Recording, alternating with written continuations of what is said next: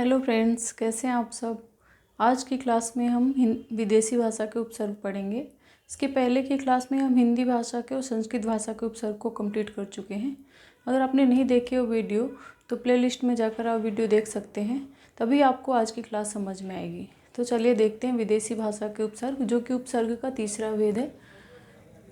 ये विदेशी भाषा के उपसर्ग में पहला जो है वो अरबी फारसी के उपसर्ग आते हैं।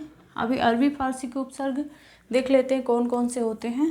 तो ये अल कम सर हम दर हर खुश ना गैर बद बर बे बाला विला। ठीक है, ये मैंने ऐसे क्यों लिखा है क्योंकि आपको याद हो जाएगा ऐसे। अल कम सर हम, ये 4 हो गए। फिर दर हर 2 इसमें, खुश ना गैर, ये बद बर बे बाला विला, ये सभी अरबी फारसी के उपसर्ग हैं।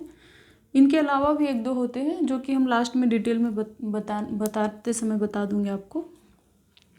अब देखिए देख लेते हैं उपसर्ग और इनके अर्थ और उदाहरण क्या होते हैं। तो पहला उपसर्ग क्या है, अल। अब इससे जो शब्द बनेंगे वो भी अरबी फारसी के ही बनेंगे। तो पहला उपसर्ग क्या है, अल, जिसका अर्थ क्या होता है, पूर्णतः या निश्चित। ठीक है, शब्द क्या बनेंगे, अल मस्त, अल बत्ता, अल गरज, अल बेला आदि। ठीक है, अब एग्जाम में कैसे पूछा जाता है, जैसे शब्द दे देगा अल गरज और आपसे पूछेगा कि इसमें उपसर्ग क्या है, या फिर ऐसा भी पूछ सकता है कि जो अल है वो किस भाषा का उपसर्ग है। तो आपको बताना पड़ेगा कि अरबी फारसी का उपसर्ग है। ठीक है, दूसरा उपसर्ग क्या है, कम। कम का अर्थ क्या होता है, थोड़ा। शब्द क्या बनेगा, कमजोर, कम उम्र, कम अक्ल, ऐसे शब्द बनेंगे। अब ये कई बार पूछा जाता है, ज़्यादा ही पूछा जाता है। सर, सर का अर्थ होता है मुख्य। शब्द क्या बनते हैं, सरकार, सरदार, सरपंच, सरहद, ऐसे शब्द बनते हैं। ठीक है, तो ये याद रखिएगा, ये शब्द किसका होता है, ये उपसर्ग क्या है, सर। सर एक उपसर्ग होता है जो कि कौन सी भाषा का है, विदेशी भाषा का। फिर है हम का क्या होता है अर्थ, हम का जो अर्थ होता है वो साथ या समान दोनों होता है। शब्द कैसे बनेंगे, हम शक्ल, हम सफ़र, हम राज, हम उम्र आदि। शब्द और भी हो सकते हैं। फिर है दर। दर का अर्थ होता है में। ठीक है, शब्द कैसे बनेंगे, दर असल, दर हकीकत, दरमियान, दर किनार, ऐसे। फिर है उपसर्ग है हर। हर का अर्थ होता है प्रत्येक। अब शब्द कैसे बनेंगे, हर दम, हर दिन, हर साल, हर वक्त, हर दिल आदि। खुश। खुश का अर्थ होता है अच्छा, ये अगला उपसर्ग है खुश। खुश का अर्थ होता है अच्छा। खुश दिल, खुश किस्मत, खुश मिजाज, खुशबू आदि, ऐसे शब्द बनेंगे। अगला उपसर्ग है ना। ना का अर्थ होता है नहीं। नहीं से, ना से जो शब्द बनेंगे वो क्या बनेंगे, ना समझ, ना लायक, ना पसंद, ना उम्मीद आदि। ठीक है, गैर। अगला उपसर्ग है गैर। गैर का अर्थ होता है बिना। शब्द कैसे बनेंगे, गैर कानूनी, गैर हाजिर, गैर जिम्मेदार।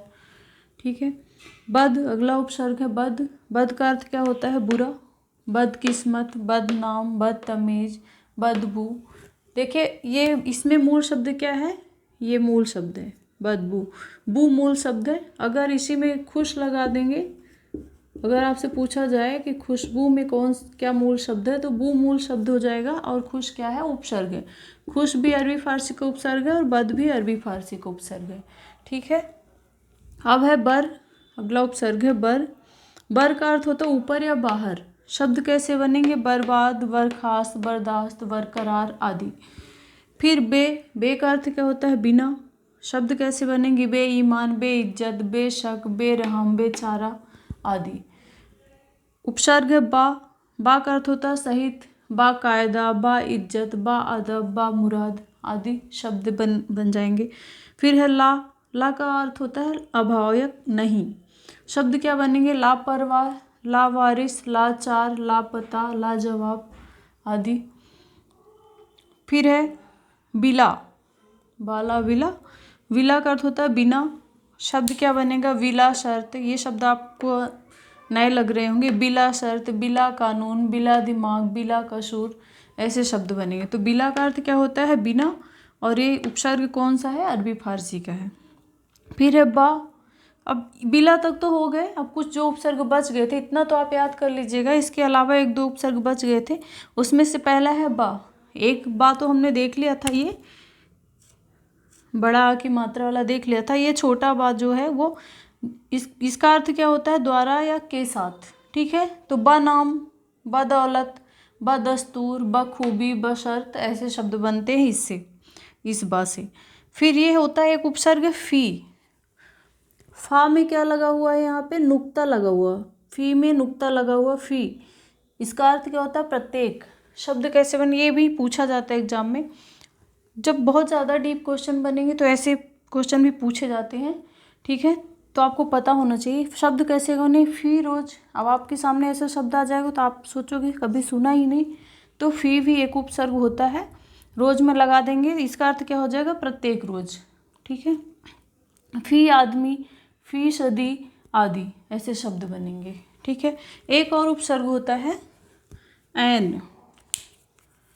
एक उपसर्ग होता है एन। ठीक है, शब्द कैसे बन जाएंगे, एन वक्त, एन वक्त शब्द बनेगा, एन मौके, बोलते हैं ना एन मौके पे।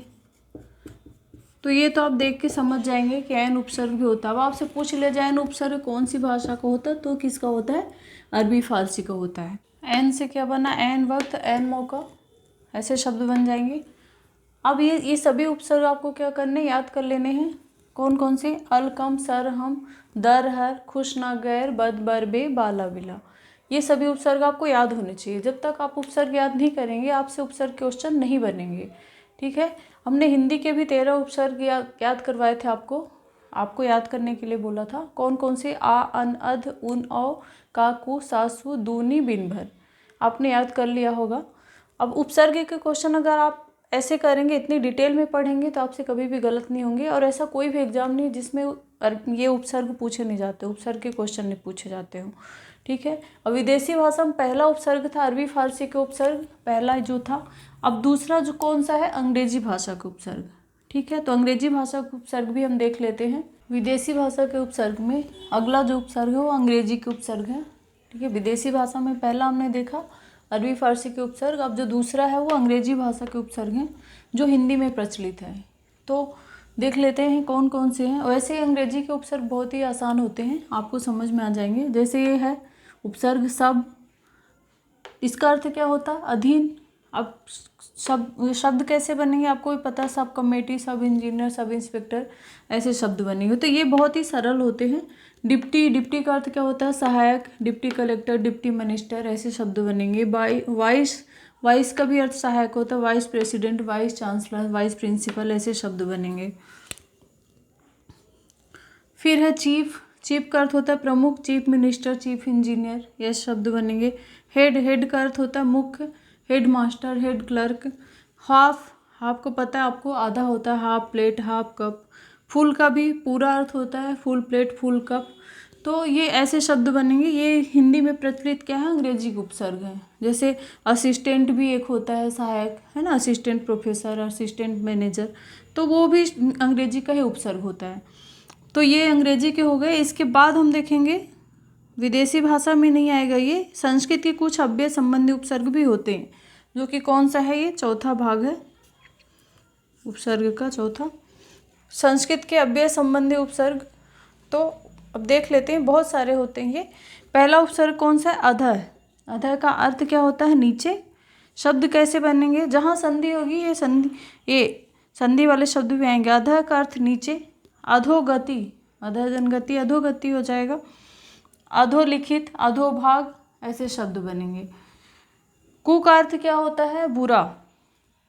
एक कु हमने किस में देखा था, हिंदी में, काकू, सासू। ठीक है, तो कु का अर्थ क्या होता है, बुरा। अब इसमें क्यों, दोनों में अंतर क्या रहेगा, उसमें जो शब्द बनेंगे हिंदी वाले में वो क्या रहेंगे, तद्भव शब्द रहेंगे।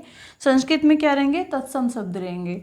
तो इस कु से जो भी शब्द बनेंगे वो सभी शब्द क्या होंगे, तत्सम शब्द होंगे। जैसे कैसे, कुपुत्र, कुचक्र, कुकर्म, कुदृष्टि, ऐसे शब्द बनेंगे, सभी संस्कृत वाले शब्द आएंगे। लेकिन जो हिंदी के शब्द आएंगे वो क्या होंगे, उपसर्ग से बनेंगे, वो तद्भव शब्द होंगे। ठीक है, अगला उपसर्ग है चिर। चिर का अर्थ क्या होता है, बहुत देर। शब्द कैसा बनेगा, चिरकाल, चिर परिचित, चिरायु, दूसरा उपसर्ग है अगला पुनर। पुनर का अर्थ होता है फिर। शब्द कैसे बनेंगे? पुनर्जन्म, पुनर्निर्माण। इनमें तो ये हलंत लगा हुआ है। पुनर्निर्माण आधार हो गया, लेकिन यहाँ क्या हो रहा है? संधि हो रही है। पुनर्धन उक्ति क्या हो जाएगा? पुनरुक्ति। पुनरागमन, पुनर्धन आगमन हो जाएगा। तो ये संधि वाले शब्द हैं, ये दो, ये और ये। बाकी इसमें पुनर्मूल्यांकन में पुनर ऐसा का ऐसा लग रहा है। तो पुनर कौन सा उपसर्ग है? संस्कृत का के अव्यय संबंधी उपसर्ग में आता है। फिर है पूरा। पूरा का अर्थ क्या होता है? पुराना, पुरातत्व, पुरातन, पुराविद, पुरावशेष। ये सभी शब्द किस में आएंगे? पूरा उपसर्ग से बने हुए हैं। फिर उपसर्ग है अलम। अलम का अर्थ क्या होता है? सजा हुआ। अलंकार, अलंकृत, अलंकरण, ऐसे शब्द बनेंगे इसमें। संस्कृत के अव्यय संबंधी कुछ और उपसर्ग हैं, उनको भी हम देख लेते हैं। संस्कृत के अव्यय संबंधी कुछ और उपसर्ग हैं। अगला उपसर्ग है पर। पर का अर्थ क्या होता है? दूसरा या बड़ा। दूसरा, बड़ा, मुख्य, तीनों ही होता है। अब इन उपसर्गों को आप एकदम अच्छे से समझिएगा, क्योंकि इनसे बहुत ज़्यादा क्वेश्चन पूछे जाते हैं। इसका अर्थ क्या हुआ? शब्द कैसे बनेंगे? शब्द है पराधीन, परोपकार, पराश्रय, परदादा, परपोता, परकोटा आदि शब्द ये संधि वाले शब्द हैं। पर, ये देखिए पर है, पर और अधीन क्या हो जाएगा? पराधीन। परधन उपकार, परोपकार, परधन आश्रय, पराश्रय। तो ये संधि वाले शब्द हो गए। इसके अलावा ये जो शब्द है वो डायरेक्ट उपसर्ग लग जा रहे हैं। तो मूल शब्द आपको देखना है। अब उपसर्ग के क्वेश्चन करते समय आपको क्या करना है? सबसे पहले एक मूल शब्द ढूंढना है। अगर शब्द तोड़ने से समझ में आ रहा हो तो तोड़ के भी देखना है। अब इनमें क्या क्वेश्चन पूछा जाता है ऐसे शब्दों में? क्योंकि पर और परा दोनों ही उपसर्ग होते हैं, तो इसमें कंफ्यूज करता है। तो आपको क्या करना है? तोड़ के शब्द को देख लेना है कि पर उपसर्ग है कि परा। अब देखिए परा उपसर्ग के भी देख लेते हैं। परा का अर्थ क्या होता है? विपरीत या बुरा। शब्द है पराजय, परास्त, परावर्तित, पराकाष्ठा। ठीक है। अगला उपसर्ग है अन। इसको बहुत ध्यान से देखिएगा। एक अन हमने देखा था, ऐसा अन बिना हलंत वाला, अनदेखा, अनजाना, अनसुना। कौन सी भाषा का उपसर्ग था? हिंदी का उपसर्ग था। अनुपसर्ग जो था वो कौन सी भाषा का था? हिंदी का। ये क्या है? ये हलंत लगा हुआ उपसर्ग। इसके बहुत क्वेश्चन पूछे जाते हैं। तो इसका अर्थ क्या होता है? इसका अर्थ होता है अभाव या निषेध। मतलब जो भी इसके शब्द बनेंगे वो कैसा मीनिंग देंगे, कैसा अर्थ देंगे? नकारात्मक। ठीक है। शब्द कैसा बनेगा? अनादि, अनधन आदि। शब्द कैसा बनेगा? ये इसको तोड़ के देखेंगे तो अन और आदि हो जाएगा। ठीक है। इस अन इसको पूरा कर दे तो शब्द कैसा बन गया? अनादि। ऐसे ये भी अन और अर्थ। अनधन उदार, अनुदार, अनुपम, अनधन उपम हो जाएगा। अनायास, अनुचित, अनुपस्थित, अनभिज्ञ, अनंत, अन और अंत, अनंत बन जाएगा। तो हलंत लगा के पहले शब्दों को क्या करना? आपको तोड़ना है।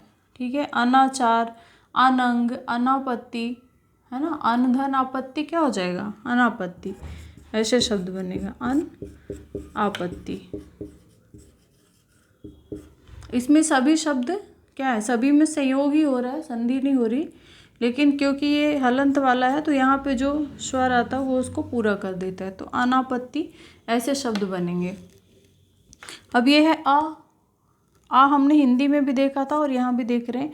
आ का अर्थ क्या होता है? अभाव या विपरीत। अब क्या फ़र्क रहेगा, क्या अंतर रहेगा दोनों में, हिंदी के आ में और इसमें? तो इसमें जो शब्द बनेंगे संस्कृत के अव्यय संबंधी शब्द जो बनेंगे वो क्या होंगे? तत्सम शब्द होंगे। शब्द कैसे बनेंगे? अज्ञान, अक्षम, अधर्म, आमंद, अप्रत्याशित, ऐसे शब्द बनेंगे इस आ से। सत का अर्थ क्या होता है? अच्छा। सत का अर्थ अच्छा। शब्द कैसा बनेगा? सज्जन, सत्कार। यहाँ संधि हो रही, सतधनजन, सज्जन, सत्कार, सदाचार। ये अगर संधि आपने अच्छे से पढ़ी होगी तो इनमें आपको परेशानी नहीं होगी। सतधनाचार क्या हो जाएगा? सदाचार, ताकि इसमें परिवर्तित हो रहा दामे। अब कौन सा नियम लग रहा है? अगर आपने संधि की वीडियो नहीं देखे तो देख लीजिए। सदाचार बनेगा शब्द। सद्भावना, सदगति। ठीक है। अब इसमें आपको कन्फ्यूजन क्या होगा कि सद उपसर्ग लगा हो, लेकिन सद उपसर्ग नहीं लगा है। क्या लगा है? सत उपसर्ग लगा है। अगला उपसर्ग है प्राक। प्राक का क्या अर्थ हो? तो पूर्व या पहले। शब्द बनेगा प्राक, प्रागैतिहासिक। कैसा शब्द बनेगा ये? प्राक धन ऐतिहासिक।